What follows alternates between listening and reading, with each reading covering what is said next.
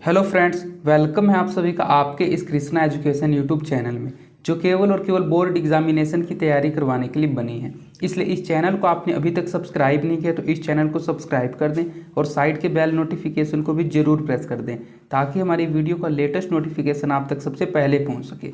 आज मैं आपको इस वीडियो में आपके मैट्रिक बोर्ड परीक्षा 2024 की तैयारी के लिए कक्षा 10 संस्कृत का 11वां पाठ व्याघ्र पथिक कथा का संपूर्ण हिंदी व्याख्या करवाने वाला हूं। अर्थात आज मैं आपको व्याघ्र पथिक कथा पाठ संस्कृत से हिंदी में ट्रांसलेट करके बिल्कुल अच्छे से समझाने वाला हूं।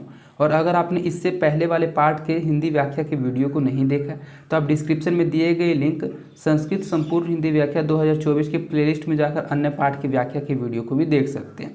और यहाँ पर सभी विषयों का PDF आपको बिल्कुल फ्री दिया जाता है। तो इस फ्री PDF को प्राप्त करने के लिए आप हमारे टेलीग्राम चैनल को ज्वाइन कर लीजिए। टेलीग्राम चैनल का लिंक डिस्क्रिप्शन में भी दिया हुआ है और आप टेलीग्राम एप्लीकेशन में कृष्णा एजुकेशन को सर्च करके भी ज्वाइन हो सकते हैं। इसलिए टेलीग्राम चैनल को जरूर ज्वाइन कर लीजिएगा। तो चलिए इस क्लास में आगे बढ़ते हैं और व्याघ्र पथिक कथा पाठ को आपको अच्छे से समझाते हुए चलते हैं। सबसे पहले तो मैंने एक इमेज ऐड कर दिया। ये सेम आपका बुक का ही इमेज है। बुक के से ही कैप्चर करके मैंने इमेज का ऐड किया है, जिससे मैं आपको बता सकूं कि इस चैनल पर सेम बुक को ही पढ़ाया जाता है, बुक को अच्छे से एक्सप्लेन किया जाता है। और अगर आप बुक को अच्छे से पढ़े हुए रहिएगा तो आपके द्वारा एक भी ऐसा ऑब्जेक्टिव या सब्जेक्टिव क्वेश्चन नहीं होगा जो कि आपसे नहीं बनेगा। तो मैंने सभी चैप्टर्स को पढ़ा रखा है। आप प्लेलिस्ट में जाकर सभी पाठ का संस्कृत से हिंदी अर्थ के वीडियो को देख सकते हैं। तो सबसे पहले आपके पाठ में मैंने आपको कई बार बता रखा है, एक संक्षिप्त परिचय दिया हुआ रहता है। इससे आपको पता चलता है कि ये पाठ कहाँ से लिया गया, इस पाठ में आपको पढ़ना क्या है। तो सबसे पहले हम आपको ये संक्षिप्त परिचय पढ़ाएंगे। आपको करना क्या, सिर्फ इस वीडियो को लास्ट तक देखना है और मेरी सभी बातों को माइंड कंसंट्रेट करके समझते हुए चलना है। मेरी कोशिश यही रहेगी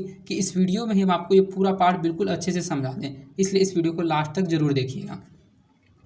अयम पाठ नारायण पंडित रचित अस्य हित उपदेश नामक अस्य नीति कथा ग्रंथस्य मित्रलाभ नामक खंडात संकलित। अयम पाठ नारायण पंडित रचित अस्य, यह पाठ नारायण पंडित के द्वारा रचित की गई है। हित उपदेश नामक अस्य नीति कथा ग्रंथ अस्य मित्रलाभ नामक खंडात संकलित है। यह पाठ नारायण पंडित द्वारा हित उपदेश नामक नैतिक कहानियों अर्थात नैतिक कथा की ग्रंथ से मित्रलाभ नामक खंड से लिया गया है, अर्थात मित्रलाभ नामक खंड से संकलित किया गया है। अयम पाठ नारायण पंडित रचित अस्य हित उपदेश नामक अस्य नीति कथा ग्रंथ अस्य मित्रलाभ नामक खंडात संकलित है। यह पाठ नारायण पंडित के रचित हित उपदेश नामक नीति के कथानियों से मित्रलाभ के खंड से लिया गया है। हित उपदेशे बालकानां मनोरंजनाय नीति शिक्षानाय च नाना कथा पशु पक्षी संबद्धा स्वारिता। हित उपदेशे बालकानां मनोरंजन, बच्चों का मनोरंजन करने। हित उपदेशे बालकानां मनोरंजन, बच्चों का मनोरंजन करने और उन्हें नैतिकता सिखाने के लिए नीति शिक्षानाय च, और उन्हें नैतिकता सिखाने के लिए नाना कथा पशु पक्षी सा संबंधिता सुराविता। उन सभी को बच्चों को नैतिकता सिखाने के लिए पशु पक्षी और से जुड़ी विभिन्न कहानियों को, नाना कथा का मतलब होता है विभिन्न कहानियों को सुनाई गई है। हित उपदेश बालकानां मनोरंजनाय नीति शिक्षानाय च नाना कथा पशु पक्षी संबद्धा स्वारिता। बालकों के मनोरंजन के लिए और उन्हें नैतिकता सिखाने के लिए पशु पक्षी से संबंधित अनेक कहानियां सुनाई गई है। प्रस्तुत कथायाम लोभ अस्य दुष्परिणामः प्रकटितः। प्रस्तुत कथायाम अर्थात प्रस्तुत कहानी में लालच के बुरे परिणामों को प्रकट किया गया है, अर्थात प्रकट करती है। पशु पक्षी कथानाम मूल्यम मानवानां शिक्षा अर्थम प्रभुतम भवति इति एतादृश अभिकथाभिज्ञायते। पशु पक्षी कथानाम मूल्यनम मानवानां, पशु और पक्षियों की कहानियाँ मानवा शिक्षा अर्थम अर्थात मानव शिक्षा के लिए प्रभुतम भवति इति एतादृशी कथा भी गायते। इससे कहानियों से पता चलता है, इन सभी से पता चलता है कि मानव शिक्षा के लिए ये पशु और पक्षियों की कहानियाँ बहुत महत्वपूर्ण है, अर्थात प्रभुतम भवति बहुत ज़्यादा महत्वपूर्ण है। अयम पाठ नारायण पंडित रचित अस्य हित उपदेश नामक अस्य नीति कथा ग्रंथ अस्य मित्रलाभ नामक खंडात संकलित। यह पाठ नारायण पंडित के द्वारा हित उपदेश नामक नीति कथा से मित्रलाभ नामक खंड से संकलित किया गया है। हित उपदेश नाम बालकानां मनोरंजनाय नीति शिक्षानाय च नाना कथा पशु पक्षिता सुविधा, बच्चों के मनोरंजन करने के लिए, बच्चों का मनोरंजन करने और उन्हें नैतिकता सिखाने के लिए पशु पक्षियों से संबंधित उनसे जुड़ी अनेक कहानियों को सुनाई गई है। प्रस्तुत कथायाम लोभ अस्य दुष्परिणामः प्रकटितः। प्रस्तुत कहानी में लालच के परिणाम को प्रकट किया गया है। पशु पक्षी कथानाम मूल्यम मानवानां शिक्षा अर्थम प्रभुत्वम भवति इति एतादृशी कथा भी ज्ञायते। ऐसे कहानियों से पता चलता है कि पशु और पक्षियों की कहानियाँ मानव शिक्षा के लिए अत्यंत महत्वपूर्ण है, अर्थात बहुत महत्वपूर्ण है। तो मैंने इसका हिंदी अर्थ भी नीचे ऐड कर दिया, आप ब्रैकेट में देख पा रहे होंगे। ये जो बोल्ड टाइपिंग मैंने किया, ये बोल्ड किया है संस्कृत के लिए, और ये जो आपका सिंपल में ये हिंदी है। हिंदी मैंने इसलिए ऐड किया है क्योंकि जब आप इसको 2 या 3 महीनों बाद स्वयं से पढ़िएगा और जिस शब्द का आप हिंदी अर्थ भूल जाइएगा तो उसके हिंदी अर्थ को आप नीचे से देखकर सहारा ले सकते हैं। और मैं एक बार आपको कहूँगा कि इसके PDF को प्राप्त करने के लिए आप टेलीग्राम चैनल को ज्वाइन कर लीजिएगा। टेलीग्राम चैनल पर इसका PDF आपको मिल जाएगा। और जब आप इसको स्वयं से पढ़िएगा तो सबसे पहले तो आप संस्कृत का उच्चारण करना अच्छे से सीख जाइएगा, और जो शब्द आपको समझ में नहीं आएगा, जैसे कि नाना कथा का मतलब क्या होता है ये आपको नहीं समझ आ रहा है, तो नाना कथा का मतलब होता है विभिन्न कहानियाँ। तो यहाँ से आप उसकी संस्कृत का हिंदी अर्थ देखकर उससे हेल्प ले सकते हैं और संस्कृत का बिल्कुल अच्छे से हिंदी उच्चारण करते हुए उसको अच्छे से पढ़ सकते हैं। तो एक बार हम आपको हिंदी के साथ पढ़ा देते हैं। अयम पाठा नारायण पंडित रचितस्य हित उपदेश नामक अस्य नीति कथा ग्रंथस्य मित्रलाभ नामक खंडात संकलित। यह पाठ नारायण पंडित द्वारा हित उपदेश नामक नैतिक कहानियों की पुस्तक में मित्रलाभ नामक खंड से संकलित किया गया है। हित उपदेश बाल का नाम मनोरंजनाय च नीति शिक्षानाय च नाना कथा पशु पक्षी संवादय श्राविता। बच्चों का मनोरंजन करने और उन्हें नैतिकता सिखाने के लिए पशु पक्षियों से जुड़ी विभिन्न कहानियां सुनाई गई है। प्रस्तुत कथायाम लोभ अस्य दुष्परिणाम प्रकीर्तितः। प्रस्तुत कहानी लालच के बुरे परिणामों को प्रकट करती है। पशु पक्षी कथायाम मूल्यम मानवानां शिक्षा अर्थम प्रभुत्वम भवति इति एतादृशी कथा भी गायते। ऐसी कहानियों से पता चलता है कि पशु और पक्षियों की कहानियाँ मानव शिक्षा के लिए अति महत्वपूर्ण है। अर्थात ये जो कहानी है, इस कहानी में लालच के बुरे परिणाम को प्रकट करके दिखाया गया, और इस कहानी में ही बताया गया कि पशु पक्षियों की जो कहानी है उनसे मानव शिक्षा के लिए अति महत्वपूर्ण होती है, अर्थात मानव को अनेक प्रकार की शिक्षा मिलती है। अब यहाँ से हमारा शुरू होता है पाठ, अर्थात हमारी कहानी। कश्चित वृद्ध व्याघ्र सनात कुसहस्त सरस्तीरे ब्रूते भो भो पंथा इदम सुवर्ण कंगनम गृह्यताम ततो लोभ आकृष्टेन केंचित पांथ आलोचितम भाग्येन एतत् संभवति किम तु अस्मिन् आत्मसंदेहे प्रवृत्तम विधेया यतः कश्चित वृद्ध व्याघ्र सनात कुसहस्त सरस्तीरे ब्रूते। कोई बूढ़ा, कश्चित वृद्ध व्याघ्र अर्थात कोई बूढ़ा बाघ स्नानत कुसहस्त सरस्तीरे ब्रूते है। कोई बूढ़ा बाघ स्नान करके हाथ में कुश को लेकर, सरस्तीरे का मतलब होता है तट पर, ब्रूते अर्थात बोल रहा था। कोई बूढ़ा बाघ स्नान करते हुए कुश में स्नान करके, कुश में हाथ में कुश को लेकर सरोवर के तट पर बोल रहा था, भो पांथा, हे बटोहियों। पांथा का मतलब होता है बटोहियों अर्थात यात्री। इदम सुवर्ण कंगनम गृह्यताम, यह सोने का कंगन ले लो। इदम सुवर्ण कंगनम गृह्यताम, यह सोने का कंगन ले लो। ततः लोभ आकृष्टेन केंचित पांथ आलोचितम भाग्येन एतत् संभवति। तब लोभ के वशीभूत, तब लोभ से आकृष्ट होकर अर्थात लोभ से आकर्षित होकर किसी राही ने सोचा, केंचित पांथ आलोचितम, किसी राही ने सोचा, भाग्येन एतत् संभवति, यह भाग्य से ही मिल पाता है। किंतु अस्मिन् आत्मसंदेहे प्रवृत्तेन विधेया, किंतु इसमें आगे पैर बढ़ाना उचित नहीं है। किंतु अस्मिन् आत्मसंदेहे, लेकिन इसमें आगे पैर बढ़ाना उचित नहीं है। यतः, क्योंकि अनिष्टात् इष्टलाभी अपे न गतिर जायते शुभा यत्र अस्ते विष संसर्ग अमृतम तदपि मृत्येव।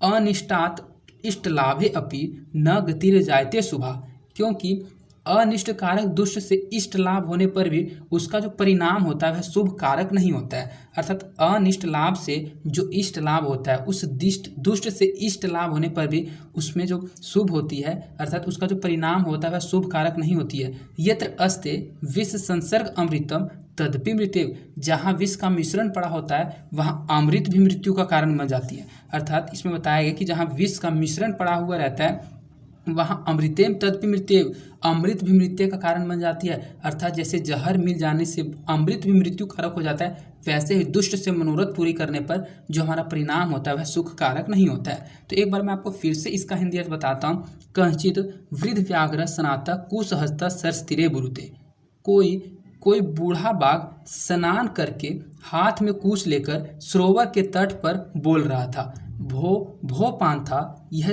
हे बटोहियो, भो पांथा अर्थात हे बटोहियो, हे पहोहियो मतलब वह बोल रहा था किसी को सुनाने के लिए। इदम सुवर्ण कंगनम गृहताम, यह सोने का कंगन ले लो। गृहताम का मतलब है ले लो, सुवर्ण कहा जाता है सोने को, कंगनम कहा जाता है कंगन को, यह सोने का कंगन ले लो।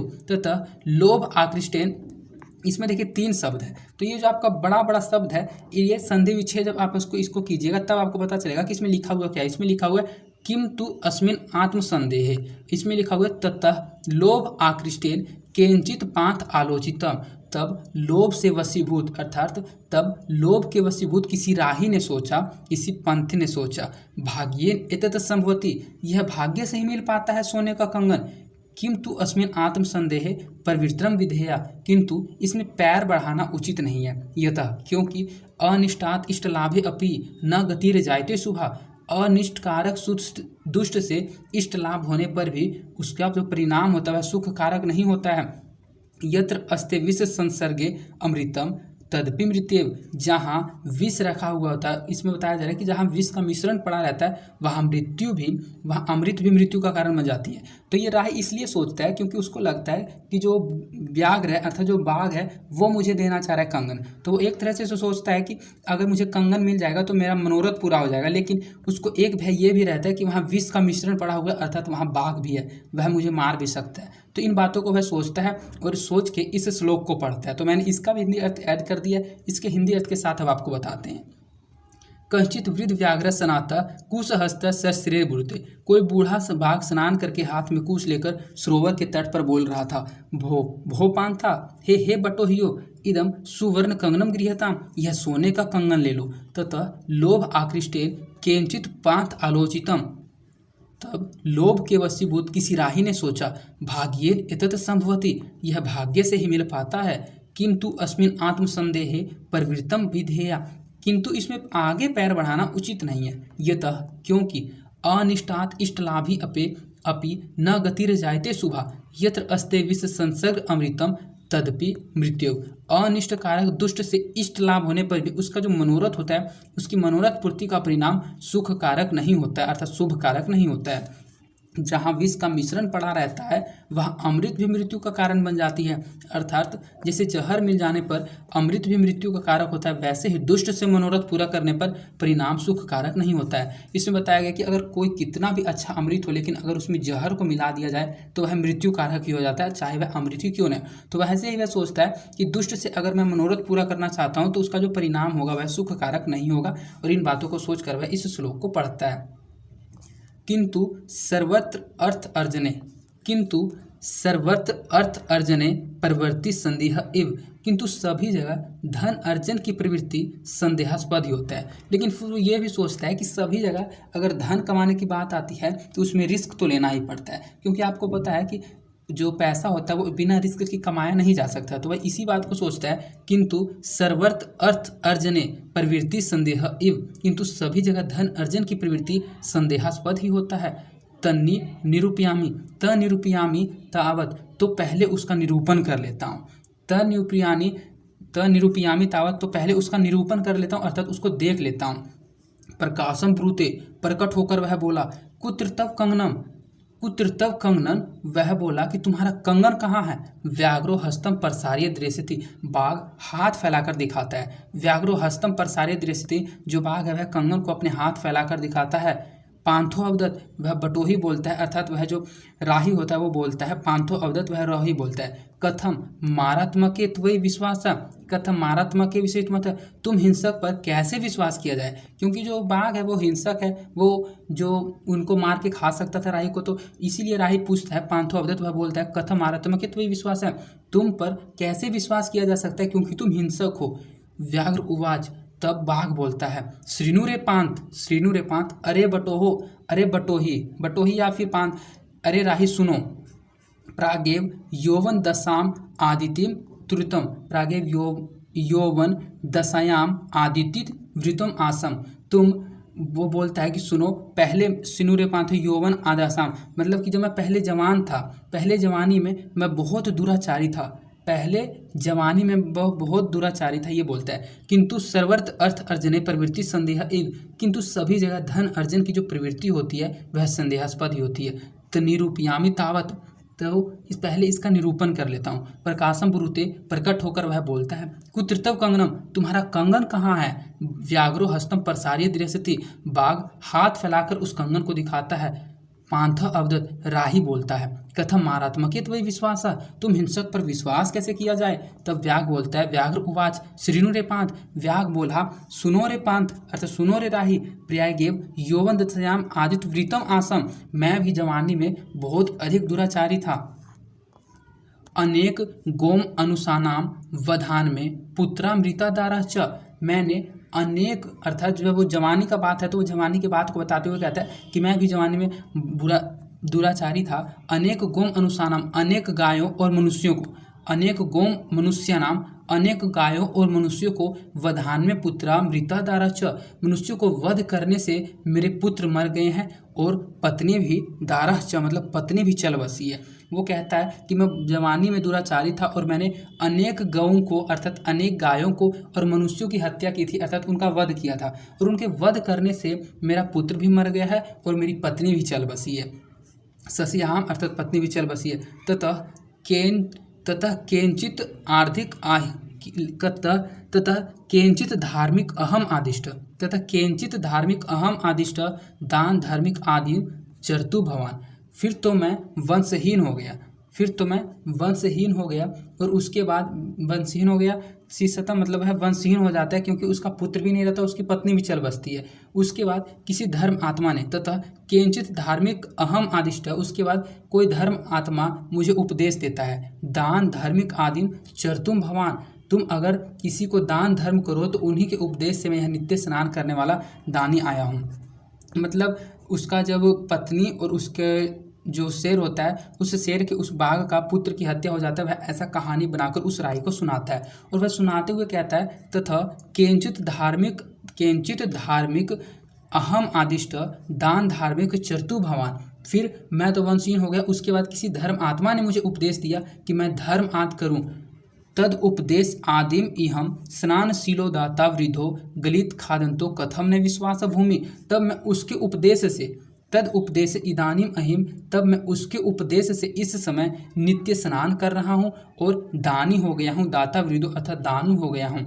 वृद्धो गलितन खंदन तो कथम ने विश्वास भूमि, और अब बूढ़ा नख और दांत से रहित हूँ, अतः मैं विश्वास पात्र हूँ। मैं धर्मशास्त्रानि अधीत्यानि शुरू, और मैं विश्वास पात्र हूँ, मैंने धर्मशास्त्र का भी अध्ययन किया है। श्रीनु अर्थात सुनो, वो धर्मशास्त्र का अध्ययन किया हुआ रहता है तो वह सुनाता है। दृंदांद्र अभ्यो कौंतीये माँ पर्यच ईश्वरे धनम व्याधित अस्य औषधम पंथे निरुज्यस्य किम औषधे, हे कुंती पुत्र युधिष्ठिर। दृतार्भ कौंते अर्थात हे कुंतीपुर युधिष्ठिर, मैं ईश्वरे धनम निर्धनों का भरण पोषण, व्याधित्य अस्य पंथीय धनियों को धन मत दीजिए, व्याधित औषध्य पंथ्यम निरुजस्य अन्यम, धनियों को धन मत दीजिए, वह ऐसा कहता है। इसके बाद अन्य, इसमें दूसरा श्लोक लिखा हुआ है। दातव्यम इति यदानम दीयते अनुपकारिणे, दातव्यम यति अनुध्यानम दीयते अनुपकारिये, अगर देना ही है तो अपना कर्तव्य निस्वार्थ भाव से दान उपयुक्त स्थान पर दीजिए। अर्थात वो कहता है कि जो दान है अगर वो आपको देना ही है तो उचित स्थान पर दीजिए, अर्थात जहाँ दान की जरूरत है वहाँ दीजिए। देशे काले च पात्रे च तदानम सात्विक बिंदु, और पात्र का विचार कर अनुपकारी जन को दिया जाता है, वह दान सात्विक कहा गया। अर्थात वो यह धर्मशास्त्र की बात को बताता है कि वह मेरे दान को स्वीकार करेगा और वह मुझ पर विश्वास कर लेगा। तो इसको मैंने फिर से डबल बार पढ़ लिया था, अब इस पैराग्राफ को एक बार आपके लिए फिर से रिपीट कर देता हूँ। अनेक गोम मनुष्यानाम वधान में पुत्रामृता दारश्च, मैंने जवानी में, मतलब मैं जवानी में इससे पहले आपने पढ़ा कि बहुत दुराचारी था। अनेक गोम अनुसानाम, अनेक गायों और मनुष्यों के वध करने से मेरे पुत्र और मेरी पत्नी की मृत्यु हो गई है। शीस अहम, मैं तो वंशहीन हो गया। ततः केंचित धार्मिकेन अहम आदिष्ट दान धार्मिक आदिम चरतु भवान, तब मुझे कोई धर्म आत्मा उपदेश देता है कि मैं दान धर्म आदि करूं। तत् उपदेश आदिम इहनिम, तब मैं उसके उपदेश से स्नानशीलो दाता, इस समय मैं नित्य स्नान करने वाला दानी हो गया हूँ। वृद्धो गलिंत खदन, तो कथम ने विश्वास भूमि, और मैं बहुत अधिक बूढ़ा हो गया हूँ, और मैं नख अर्थात नाखून और दांत से रहित हूँ, अर्थात मेरे नाखून और मेरे दांत नहीं है।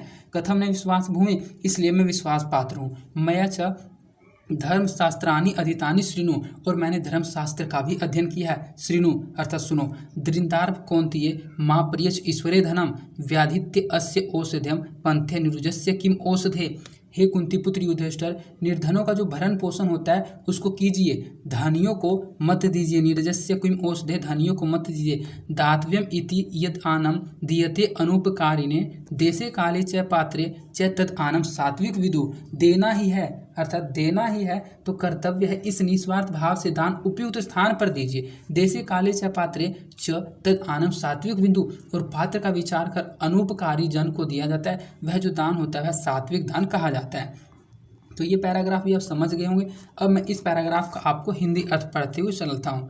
किंतु सभी जगह धन अर्जन की जो प्रवृत्ति होती है वह संदेहास्पद ही होती है, तो पहले मैं उसका निरूपण कर लेता हूँ। प्रकट होकर वह जो राही है वह बोलता है कि तुम्हारा कंगन कहाँ है, तो बाघ हाथ फैलाकर दिखाता है। बटोही बोलता है तुम हिंसक पर कैसे विश्वास किया जाए। बाघ बोला अरे बटोही सुनो, पहले जवानी में मैं बहुत दुराचारी था, अनेक गायों और मनुष्यों के वध से करने से मेरे पुत्र मर गए और मेरी पत्नी भी चल बसी, फिर तो मैं वंशहीन हो गया। उसके बाद किसी धर्म आत्मा ने मुझे उपदेश दिया कि मैं दान धर्म आदि करूं, और उन्हीं के उपदेश से इस समय में नित्य स्नान करने वाला दानी हो गया हूँ, और अब बूढ़ा भी हो गया हूँ, और अब मेरे नाखून और दांत भी नहीं रहे हैं, इसलिए मैं विश्वास पात्र कैसे नहीं हूँ। मैंने धर्मशास्त्र का भी अध्ययन किया है। सुनो, तो धर्मशास्त्र को वह श्लोक के माध्यम से सुनाता है।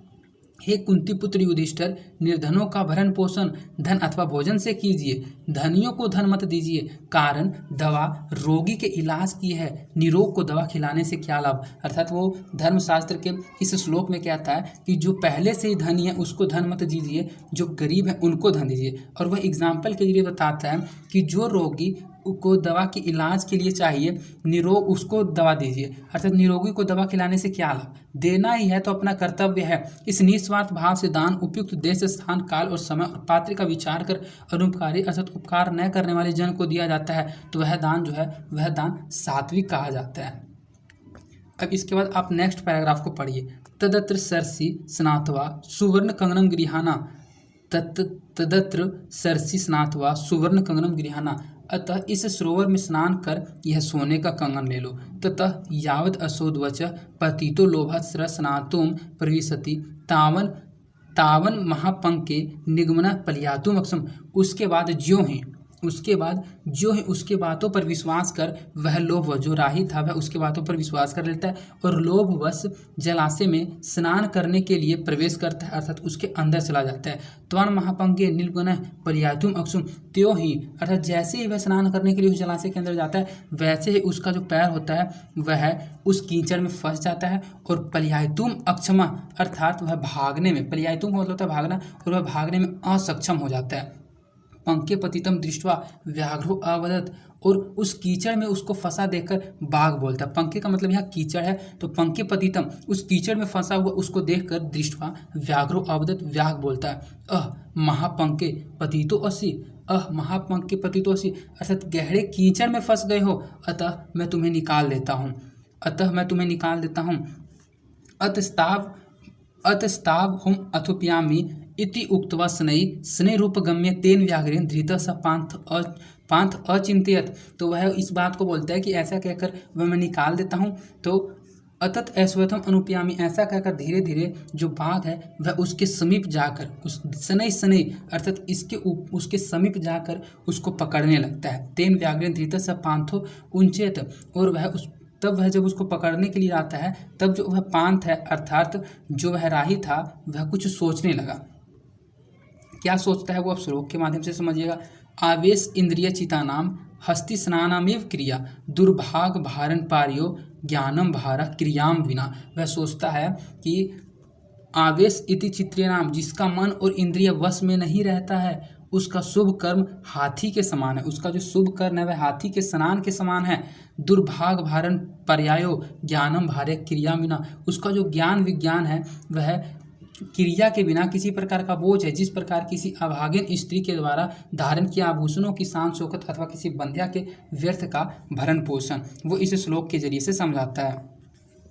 तदत्र सरसी स्नात्वा सुवर्ण कंगना गृहणा, अतः इस सरोवर में स्नान कर यह कंगन ले लो। जो बाघ है वह उसको कहता है राही को कि तुम पहले इस सरोवर में स्नान कर लो और स्नान करने के पश्चात इस कंगन को लेना। ततः यावद असोत्वदसा प्रतिरोलोभ स्नातुम प्रविशति तावत महापंके निम्गमन पल्यायतुम अक्सर, और वह जो राही है उसके बाद जो है उसकी बातों पर विश्वास करके लोभवश उस जलाशय में स्नान करने के लिए प्रवेश करता है, वैसे ही उसका जो पैर है वह कीचड़ में फंस जाता है, अर्थात वह पूरी तरह से कीचड़ में फंस जाता है और पल्यायतुम अक्षमा अर्थात भागने में भी असक्षम हो जाता है। पंके पतितम दृष्ट्वा व्याघ्रो अवदत, और उसको गहरे कीचड़ में फंसे हुए देखकर बाघ बोलता है, व्याघ्रो अवदत बाघ बोलता है, महापंके पतित असी, मैं तुम्हें इस कीचड़ से निकाल देता हूँ। अस्तुम अहम अतः अस्त्वात् अहम उत्याप्यामि इति उक्त्वा शनै शनै रूपगम्य तेन व्याघ्रेण धृतः स पांथो अचित्य, और ऐसा कहकर कि मैं तुम्हें निकाल देता हूँ, ऐसा कहकर धीरे धीरे शनै धीरे धीरे जो बाघ है वह उसके द्वारा समीप जाकर पकड़ लिए जाने पर पकड़ लेता है। तब वह पथिक सोचने लगता है, अर्थात पांथो अचिंतित, वह जो राही है वह सोचने लगता है। क्या सोचता है? सोचता जो है वह इस श्लोक के माध्यम से आपको बताया गया। आवेश इंद्रिय चितानाम हस्तिप्त स्नानामेव क्रिया, जिसकी इंद्रियां और मन वश में नहीं रहती है उसका जो स्नान है वह हाथी के स्नान के समान है। दुर्भाग भारन पर्यायो ज्ञानम भारे क्रियाम बिना, और उसका जिसका ज्ञान विज्ञान कारण के बिना अर्थात क्रिया के बिना उस पर बोझ है। जिस प्रकार कोई जैसे कि अभागिन स्त्री है अर्थात जो विधवा स्त्री है उसका पति नहीं है, उसके द्वारा अगर धारण या आभूषणों को या शान शौकत किया जाए तो वह बिल्कुल ही व्यर्थ होता है। तो इसका भी मैंने हिंदी अर्थ यहाँ ऐड कर दिया। अब आपको हिंदी अर्थ के साथ पढ़ाते हुए चलते हैं। तदत्र सरसी स्नात्वा सुवर्ण कंगना गृहणा, अतः इस सरोवर में स्नान कर यह सोने का कंगन ले लो। ततः यावद असौ तद्वश प्रतिरो लोभतस्त्र स्नातुम प्रविशति तावन महापंगे निर्गुणा पलायतुम अक्षम, उसके बाद जो है उसकी बातों पर विश्वास कर लोभवश जलाशय में स्नान करने के लिए अंदर गया, त्यों ही वह गहन कीचड़ में फंसकर भागने में असमर्थ हो गया। उसे कीचड़ में फंसा देकर बाघ बोला, ओहो गहरे कीचड़ में फंस गए हो, अतः मैं तुम्हें निकाल देता हूँ। ऐसा कहकर धीरे धीरे उस बाघ के द्वारा समीप जाकर पकड़ लिए जाने पर वह पथिक सोचने लगा, अर्थात वह राही सोचने लगा। जिसका मन और इंद्रिय वश में नहीं रहता उसका शुभ कर्म हाथी के स्नान के समान है। उसका ज्ञान विज्ञान अर्थात उसका जो ज्ञान विज्ञान है उसका जो क्रिया है वह आचरण के बिना उसी प्रकार बोझ है जिस प्रकार कोई अभागिन स्त्री अर्थात विधवा या पति उक्ता मतलब जिसका पति नहीं हो उसके द्वारा धारण किए आभूषणों की शान शौकत अथवा किसी बंध्या के व्यर्थ का भरण पोषण। इति चिंतयेन आवेश्यो व्याप्रेन, यहाँ व्याप्रेन यहाँ व्याघ्रेन होना चाहिए था, थोड़ा सा टाइपिंग मिस्टेक है। व्याघ्रेन व्यापादित खादित च, इस तरह सोच करते हुए अर्थात वो पंथिक था अर्थात वह जो पथिक था जो राही था वह इन बातों को सोचने लगता है कि मैं इस तरह से फंस गया, और वह श्लोक के माध्यम से अपनी बातों को सोचकर बताता है। तो इस तरह सोचते हुए पथिक बाघ के द्वारा मार दिया जाता है, व्यापादित अर्थात मार दिया जाता है, और खादिता च और मार कर खा लिया जाता है। अतः उच्यते अतः कहा भी गया है, कंगन अस्य तु लोभेन मंगना पंके सुदुस्त्रे, कंगन के लोभ से गहन कीचड़ में फंसा हुआ वृद्ध व्याघ्रेन संपातः, फंसा हुआ जो पथिक है जो राही है वह बाघ द्वारा पकड़ लिया गया, पथिक का समृतो यथा और पकड़ लिया गया और मार डाला गया। इति चिंतयेन अवसो व्याप्रेन व्यापितता चिंत्यते, और इस तरह सोच करते हुए जो पथिक है जो राही है वह बाघ के द्वारा मार दिया जाता है और खादितः च अर्थात खा भी लिया जाता है। अतः उच्यते इसलिए कहा भी गया है, अतएव कहा गया है, कंगन अस्य तु लोभेन, कंगन के लोभ से मंगना पंके सुदुस्त्रे, गहन कीचड़ में फंसा हुआ जो राही है व्याघ्रेन संपाता पथिका, वह जो राही है वह व्याघ्र के द्वारा अर्थात उस बाघ के द्वारा पकड़ लिया जाता है, समृतो यथा और मार दिया जाता है। तो इसका भी मैंने हिंदी अर्थ कर दिया। इस तरह सोच करते हुए वह पथिक बाघ के द्वारा मार दिया गया और खा डाला गया। अतएव कहा भी गया कि कंगन के लोभ से गहन कीचड़ में फंसा हुआ जो पथिक वह बाघ द्वारा पकड़ लिया गया और मार डाला गया। तो इस प्रकार आपका ये पार्ट समाप्त होता है। आपने इस पार्ट में समझा कि कैसे वह जो राही था वह लोभ के वश में अर्थात उस सोने के कंगन के वश में उसकी बातों में आ जाता है और उस कीचड़ में फंस जाता है और अंत में मार दिया जाता है व्याग के द्वारा। इसलिए हम लोगों को लोभ नहीं करना चाहिए। ये इस पार्ट का संदेश था। तो मैं आशा करता हूँ कि ये पूरा पार्ट आपको बिल्कुल अच्छे से समझ में आ गया होगा। और अगर आपको अच्छे से समझ में नहीं आया, कुछ ऐसे वर्ड थे जो आपको समझ में नहीं आए होंगे, तो आप इस वीडियो को एक बार रिपीट करके जरूर देख लीजिएगा। मैंने हर एक पैराग्राफ को 2 से 3 बार इसलिए पढ़ते हुए चला जिससे आपको ये पार्ट अच्छे से समझ में आ जाए, इसलिए वीडियो भी थोड़ा लॉन्ग हो गया है। और अगर आपको यह वीडियो पसंद आई है तो इस वीडियो को अपने दोस्तों के भी ज़्यादा से ज़्यादा शेयर कीजिएगा और इस वीडियो को लाइक भी जरूर कीजिएगा, जिससे मेरा मोटिवेशन बना हुआ रहता है।